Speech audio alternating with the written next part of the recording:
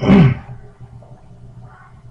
let us discuss one more example which students find many times very much challenging. The question is कि suppose एक boat है which is moving in a river. Okay, so this is the boat which is moving in a river.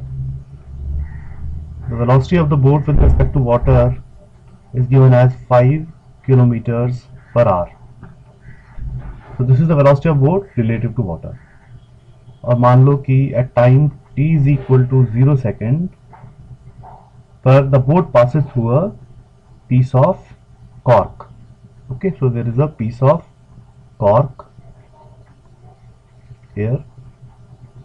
इसको ये पास करती है and the piece of cork is floating in water and this boat is going downstream. Okay,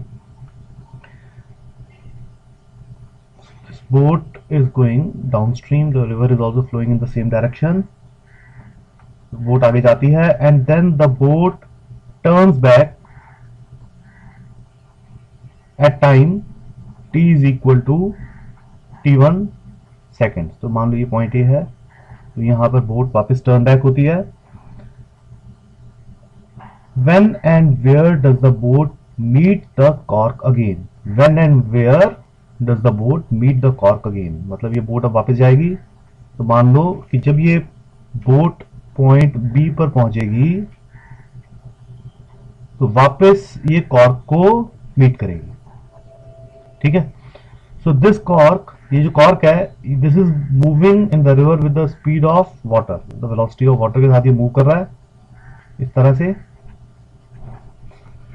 so this is the question here कि when and where.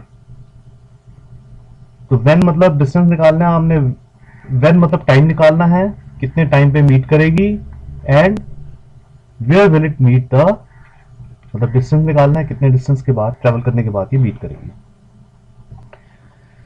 तो अब इस तरह के क्वेश्चंस को हम किस तरह से सॉल्व करेंगे.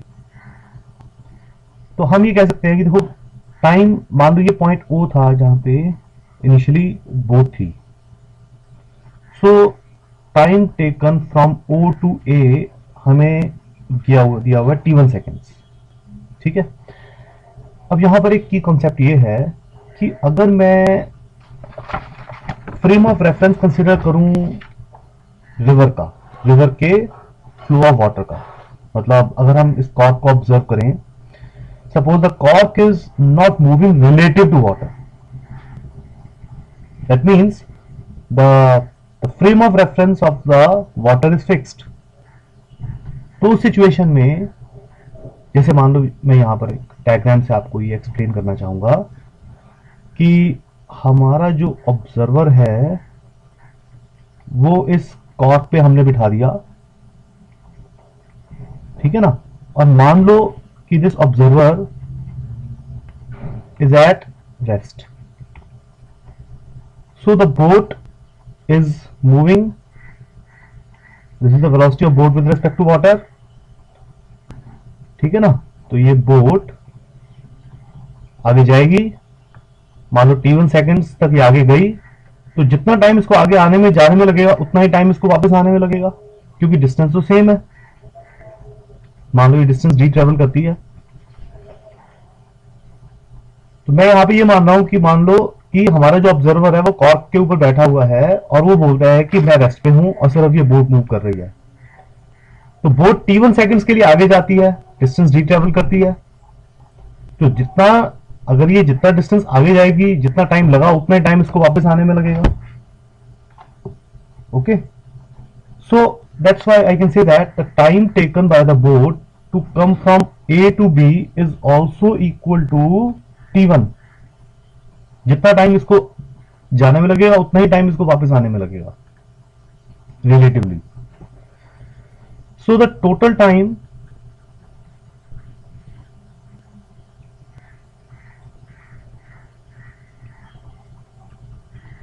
हमारा मान लो t है, so that should be equal to t1 plus t1, मतलब टोटल टाइम हमारे पास आ गया 2t1.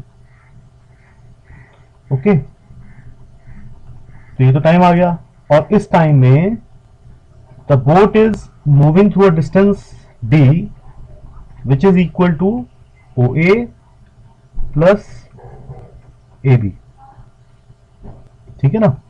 अब यहां पे जो डिस्टेंस हमारा ओ ए है वो कितना डिस्टेंस है, see distance is equal to speed multiplied by time.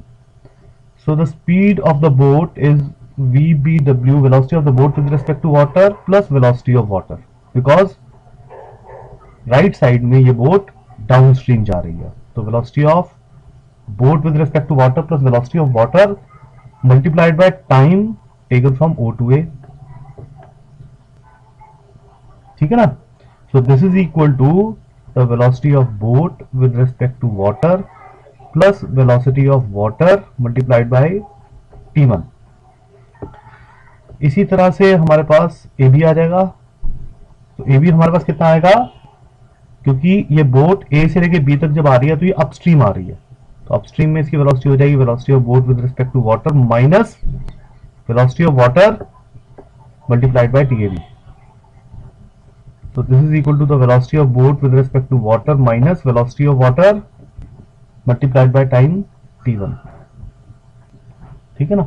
So जो टोटल डिस्टेंस हमारे पास आ जाएगा वो कितना आ जाएगा, this is equal to twice of O A plus A B. अगर आप करेंगे तो that will give you twice of the velocity of boat with respect to water multiplied by time t1, मतलब 2 मल्टीप्लाइड बाय 5 किलोमीटर पर hour multiplied by time t1 is given that. अब ये problem में आपको गिवन है, हम आपको ये बता दें कि time t1 is given as 30 minutes. मान लो ये 30 मिनट्स आपको प्रॉब्लम में गिवन है। 30 मिनट मतलब 30/60 कर दिया हमने इसको। So this is equal to 30/60 hours कर दिया। So this is equal to 5 kilometre. ये आपका आंसर आ गया। So this is the answer to this problem. I hope ये प्रॉब्लम आपको समझ में आ गई होगी।